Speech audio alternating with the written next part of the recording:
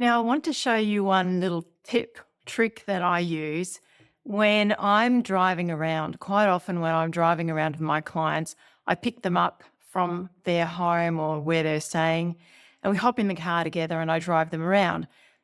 And you know what? For all of the convenience of Google Maps and Apple Maps and car navigation systems, I love to do this.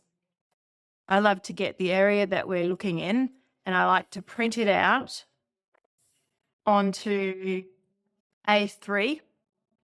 And so this I think to see.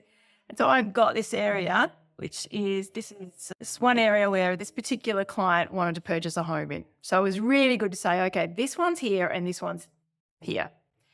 Perfect. And then on the other side, you can show, well, and in the big scheme of things, this is the city of Brisbane. And it's great because this is just printed on A3 paper, laminated in a nice matte laminate. And here I can see the suburbs that I'm showing to my client and say, well, this suburb's here and this suburb's here, and be able to compare the location, see them visually. It's kind of like going back to the days of Refidexes. This is such a handy size because you can print it out, keep it in your car, refer to it, take it to the coffee shop, point to the different suburbs, the different streets. And you know what the best thing is? You can order this online at Officeworks and it costs about $4 for them to print it in colour.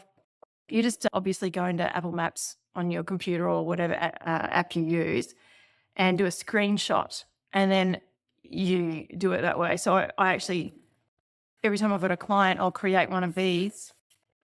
See, I have many. Because it is such a convenient way, sorry about all the noise, just realised that's probably really noisy, such a convenient way to be able to explore. Like this one, for example, that's just landed on the top. You can see here the train stations and the proximity to the train station. And so everything's visual for those people who love things visually, which me. Okay, thanks.